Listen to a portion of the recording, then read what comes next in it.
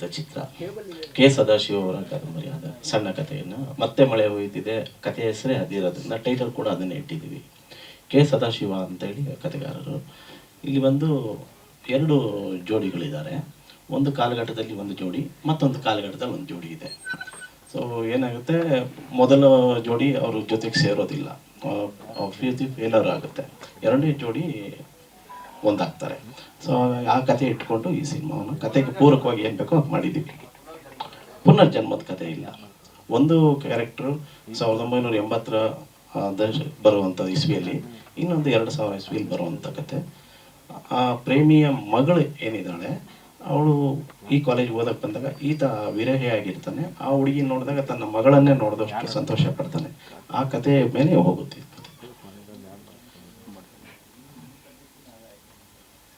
ಇಲ್ಲ, ನಮಗೆ ಇದು ಏನಾಯಿತು, ಈ ಕತೆ ನಾವು ಮೊದಲು ಒಂದು 2-3 ಅವ್ರದ್ದು ಕತೆಗಳಲ್ಲಿ ಒಳ್ಳೆ ಪ್ರಶಸ್ತಿ ಬಂದಿತ್ತು. ಹೌದು, ರಾಮನ ಸವಾರಿ ಇರ್ಬೋದು, ಅಥವಾ ಮತ್ತೊಂದು ಕತೆ ಅದು ನಲ್ಲಿರಿ ನೀರು ಬಂತ ಇತ್ತು ಕತೆಗಳು. ಈ ಕತೆ ಮಾಡ್ಲಿಕ್ಕೆ ನನಗೆ ಮೂಲ ಪ್ರೇರಣೆ ಬಂದು ನರೇಂದ್ರ ಬಾಬು ಅವರು ನನಗೆ ಇದಕ್ಕೆ ಪ್ರೇರಣೆ. ಅಲ್ಲ, ಇವರು ನಮ್ಮ ನಿರ್ದೇಶಕರು, ಸಂತೆಯಲ್ಲಿ ನಿಂತ ಕಬೀರಾಕ ಬೇಡಿ ಮಾಡಿದಂಥವ್ರು. ಅವರು ಇದಕ್ಕೆ ಮೂಲ ಪ್ರೇರಕರು. ಇದನ್ನು ಮಾಡಿದ್ರೆ ಚೆನ್ನಾಗಿರುತ್ತೆ ಅನ್ನೋ ಒಂದು ಅವರು ನನಗೆ ಹಿಂಟ್ ಕೊಟ್ಟರು. ಅಲ್ಲಿಂದ ನಾನು ಕತೆ ಹುಡ್ಕೊಂಡು ಹೊರಟಾಗ ನನಗೆ ರವೀಂದ್ರ ವಂಶಿ ಅವರು ಈ ಕಥೆಯ ಭಾಗವನ್ನು ಎತ್ತಿಕೊಟ್ರು. ಆಮೇಲೆ ಹಲವಾರು ಕಡೆ ಮೈಸೂರಲ್ಲಿ ಹೋಗಿ ಅದಕ್ಕೆ ನಾವು ರೈಟ್ಸ್ ಎಲ್ಲ ಹುಡುಕ್ತೋ, ಭಾಳಷ್ಟು ಕಡೆ ಓಡಾಡ್ದೋ. ಆಗ ಅವ್ರ ಮನೆಯವ್ರು ಯಾರೂ ನಮ್ಗೆ ಸಿಗಲಿಲ್ಲ. ಅವ್ರ ಮನೆಯವರೆಲ್ಲ ಕಾಲ ಆಗ್ಬಿಟ್ಟಿದ್ದಾರೆ. ಕರೋನಾ ಟೈಮ್ನಲ್ಲಿ ಅವ್ರ ಮಿಸ್ಸಸ್ ಕೂಡ ತೀರೋಗಿದ್ರು. ಹಾಗಾಗಿ ನಾವು ಮೈಸೂರೆಲ್ಲ ತುಂಬ ಓಡಾಡಿ ಅವ್ರ ಬಗ್ಗೆ ಎಲ್ಲ ನೋಡ್ದೋ, ಎಲ್ಲೂ ಸಿಗಲಿಲ್ಲ.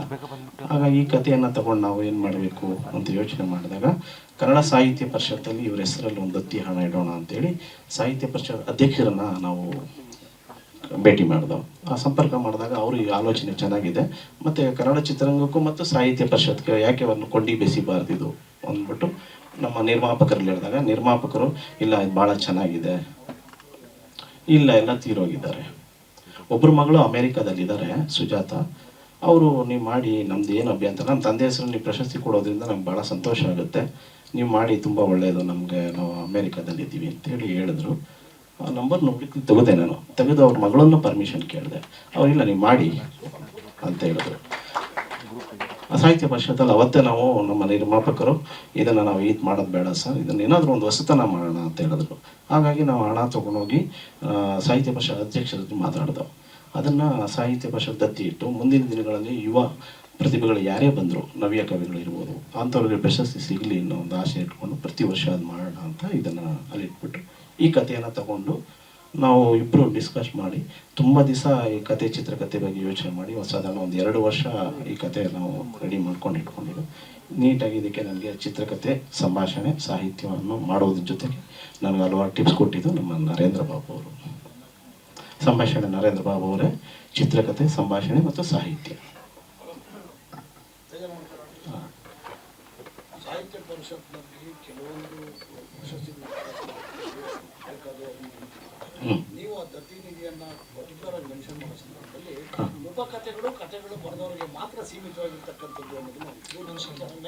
ಖಂಡಿತ ಖಂಡಿತ ಖಂಡಿತ ಖಂಡಿತ. ಇದರಲ್ಲಿ ಜಯವರ್ಧನ್ ಅಂತ ನಮ್ಮ ರಂಗಭೂಮಿ ಕಲಾವಿದರು, ಅವರು ಕೂಡ ಈ ಸಿನಿಮಾದಲ್ಲಿ 2ನೇ ಸಿನಿಮಾ ಅವ್ರಿಗೆ. ಭೂಮಿಕಾ ಗೌಡ ಅಂತ ಇದ್ದಾರೆ, ಅವ್ರದ್ದು 2ನೇ ಸಿನಿಮಾ. ಮತ್ತು ನಮ್ಮ ಸುಲಕ್ಷಾ ಕೈರಾ ಅಂತ ಹೇಳಿ ಅವರು ನಾಯಕಿಯಾಗಿ ನಟಿಸಿದ್ದಾರೆ, ಅವ್ರದ್ದು 8ನೇ ಸಿನಿಮಾ ಇದು. 8ನೇ ಸಿನಿಮಾ ನಾಯಕಿ ನಟಿಯಾಗಿ ಅಭಿನಯಿಸಿದ್ದಾರೆ ಸುಲಕ್ಷಾ ಕೈರಾ ಅವರು. ಖಂಡಿತ ಸರ್, ಖಂಡಿತ ಖಂಡಿತ. ಅದು ಹೌದು ಸರ್, ಆ ವಿಚಾರದಲ್ಲಿ ಖಂಡಿತ ಸರ್, ಆ ವಿಚಾರದಲ್ಲಿ ಯಾವತ್ತು ನಾವು ಹಾಗೆ, ಏಕೆಂದರೆ ನಾವು ಅಣ್ಣವ್ರಿಗೆ ಪಾಲಿಕೆ ಪ್ರಶಸ್ತಿ ಕೊಟ್ಟಾಗ ಅಣ್ಣವ್ರು ಅಲ್ಲೇ ಸ್ಪಾಟಲ್ಲಿ ಕೊಟ್ಬಿಟ್ಟಿದ್ರು ಹಣನ ಪುಸ್ತಕ ಪ್ರಾಧಿಕಾರಕ್ಕೆ. ಅದೇ ಬಿ ಸರೋಜದೇವಿ ಅಮ್ಮ ಅವರು ಕೂಡ ಹಾಗೆ ಮಾಡಿದ್ದಾರೆ. ಈ ಥರ ನಮ್ಮ ಕನ್ನಡ ಚಿತ್ರರಂಗದಲ್ಲಿ ಪ್ರತಿಯೊಬ್ಬರು ಏನೋ ಮಾಡ್ಕೊಂಡು ಹೋದಾಗ ನಾವು ಯಾಕೆ ಅದನ್ನು ಮಾಡಬಾರ್ದು ಅನ್ನೋ ಒಂದು ಆಲೋಚನೆ ಇಟ್ಕೊಂಡು ಕತೆ ಇರ್ಬೋದು. ಖಂಡಿತ ಸರ್, ಖಂಡಿತ.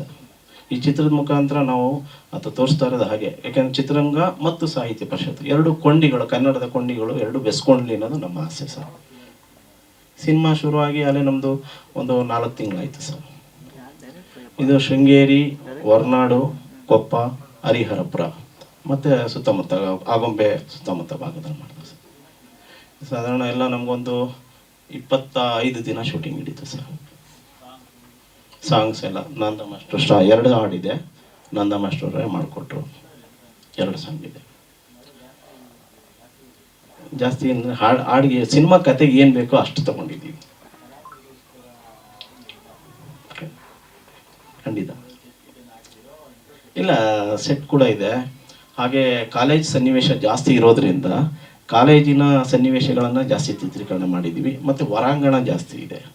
ಯಾಕೆಂದರೆ ಒಂದು ಕೌಟುಂಬಿಕ ಒಬ್ಬ ಹೀರೋ ಬಂದುಬಿಟ್ಟು ನಮ್ಮ ನಿರ್ಮಾಪಕರ ಮಗ ಲಿಖಿತ್, ಅವ್ರ ತಾಯಿ ತಂಗಿಯ ಪಾತ್ರಕ್ಕೆಲ್ಲ ಮನೆಯ ಚಿತ್ರೀಕರಣ ಇದೆ, ಮತ್ತು ಹೊರಾಂಗಣ ಚಿತ್ರೀಕರಣ, ಮತ್ತು ಕಾಲೇಜು ಚಿತ್ರೀಕರಣ ಇದೆ. ಹಾಗಾಗಿ 2 ಹಾಡು ಅವ್ರು ಮಾಡಿದ್ದಾರೆ. ಅತಿಶಯ್ ಜೈನ್ ಅಂತ ನಮ್ಮ ಸಂಗೀತ ನಿರ್ದೇಶಕರು.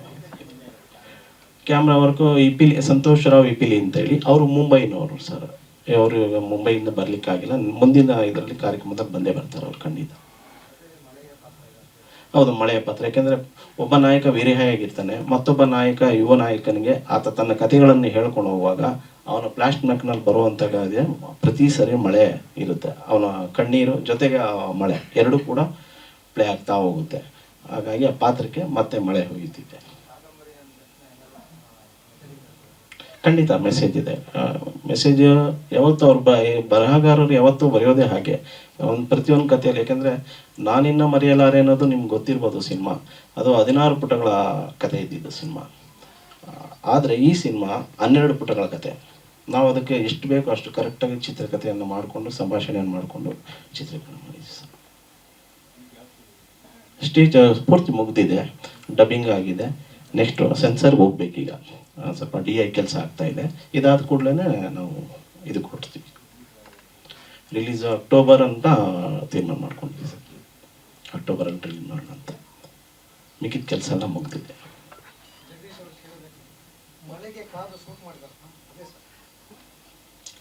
ನಮ್ಗೆ ಏನಂದ್ರೆ ನಮ್ಮ ಪ್ರಕೃತಿ ಏನು ಸಂತೋಷ ಕೊಡ್ತು ಅಂದ್ರೆ, ನಾವು ಚಿತ್ರೀಕರಣಕ್ಕೆ ಹೋದಾಗ ಮಳೆಗಾಲ ಇಲ್ಲ, ಆ್ಯಕ್ಚುಲಿ ಬೇಸಿಗೆ.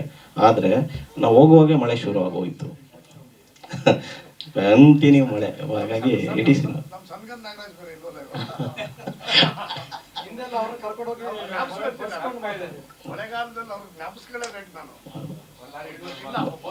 ಮತ್ತೆ ಇನ್ನೊಂದು ಏನು ಖುಷಿ ಅಂದರೆ, ಈ ಸಿನಿಮಾದಲ್ಲಿ ಎಲ್ಲ ಹೊಸಬರಿದ್ದಾರೆ. ಹೊಸ ತಂಡ ಕಟ್ಕೊಂಡು ಪ್ರತಿಯೊಬ್ಬ ಕಲಾವಿದರನ್ನು ಇಟ್ಕೊಂಡು, ಮ್ಯೂಸಿಕ್ ಡೈರೆಕ್ಟ್ರು ಮೊದಲನೇ ಸಿನಿಮಾ, ನನಗೂ ನಿರ್ದೇಶನದಲ್ಲಿ ಮೊದಲನೇ ಸಿನಿಮಾ, ನಮ್ಮ ಕ್ಯಾಮ್ರಾಮ್ಯಾನ್ಗೂ ಮೊದಲನೇ ಸಿನಿಮಾ, ನಮ್ಮ ಹೀರೋಗೂ ಕೂಡ ಮೊದಲನೇ ಸಿನಿಮಾ. ಹೀಗಾಗಿ ಪ್ರತಿ ಪಾತ್ರಗಳು ಎಲ್ಲ ಹೊಸಬ್ರೆ ಮಾಡಿರೋದ್ರಿಂದ ಇನ್ನು ತೆರೆ ಮೇಲೆ ನೋಡಲಿ, ನೀವೆಲ್ಲ ನೋಡಿ ಆಶೀರ್ವಾದಿಸಿ ಅಂತ ಮುಖ್ಯವಾಗಿ ನಾನು ಹೇಳಬೇಕಾಗಿತ್ತು. ನನ್ನೆಲ್ಲ ನನ್ಮೆಯ ಆತ್ಮೀಯ ಮಾಧ್ಯಮ ಮಿತ್ರರಿಗೆ ಎಲ್ಲರಿಗೂ ನಮಸ್ಕಾರ. ನಾನು ಮೊದಲು ಹೇಳಬೇಕಾಯ್ತು ಪ್ರಶ್ನೆ ಹೇಳುವಾಯಿತು. ಹಾಗಾಗಿ ಎಲ್ಲರಿಗೂ ಮತ್ತು ಬಂದಿರುವಂಥ ನನ್ನೆಲ್ಲ ಆತ್ಮೀಯರು, ನಾನು ಕರೆ ಹೋಗ್ಬಿಟ್ಟು ಬಂದಿರೋದಕ್ಕೆ ತುಂಬ ಸಂತೋಷ. ಮತ್ತು ವೇದಿಕೆ ಮೇಲಿರುವಂಥ ನನ್ನೆಲ್ಲ ಗಣ್ಯರಿಗೆ ನನ್ನ ಮಾತಿಗೆ ಬೆಲೆ ಕೊಟ್ಟು ಪ್ರೀತಿಯಿಂದ ಬಂದು ನನ್ನ ಹರಿಸಿದ್ದಾರೆ, ಆಶೀರ್ವದಿಸಿದ್ದಾರೆ. ಭಾಳ ಸಂತೋಷ. ಇಲ್ಲ ಈಗಷ್ಟೇ ಶುರುವಾಯಿತು, ಕರೆಕ್ಟಾಗಿ ಬಂದಿದ್ದೆ. ಖಂಡಿತ ಖಂಡಿತ.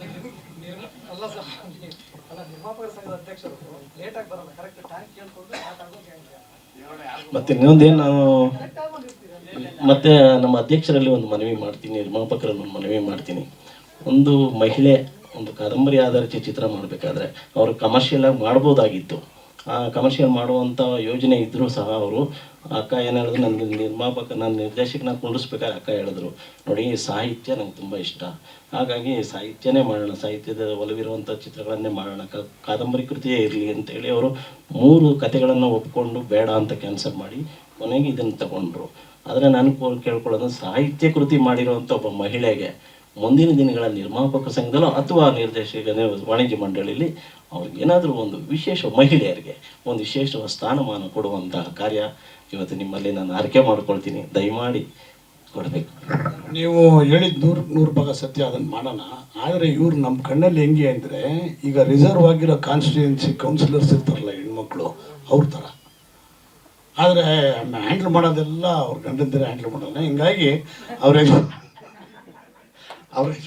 ಯಜಮಾನರು ಹೇಳ್ತಾರಲ್ಲ, ಅವರು ಸಿನಿಮಾದವರೇ ಆಗಿರೋದ್ರಿಂದ ಇದು ಸ್ವಲ್ಪ ಕ್ಲಿಷ್ಟ ಅನ್ನಿಸ್ಬೋದು. ಆದರೂ ಒಳ್ಳೆ ಐಡಿಯಾ ಕೊಟ್ಟಿದ್ದೀರಿ, ಮಾಡ್ಬೋದು. ಏನಮ್ಮ ಕರೆಕ್ಟ್ ಏನಮ್ಮ? ಹೇಳಮ್ಮ, ನೀನು ಹೇಳ್ಬಿಡಮ್ಮ. ಸ್ವಾದಿಷ್ಟತೆಯ ಸ್ವಾದ, ತಾಜಾತನದ ಆಹ್ಲಾದ, ಉತ್ತಮ ಆರೋಗ್ಯ ಮತ್ತು ಹೆಚ್ಚಿನ ರೋಗ ನಿರೋಧಕ ಶಕ್ತಿಯ ವೃದ್ಧಿಗೆ ಈಗ ನಿಮಗೆ ಸಿಗುತ್ತಿದೆ ಉತ್ತಮ ಗುಣಮಟ್ಟದ ಪೌಷ್ಟಿಕಾಂಶ.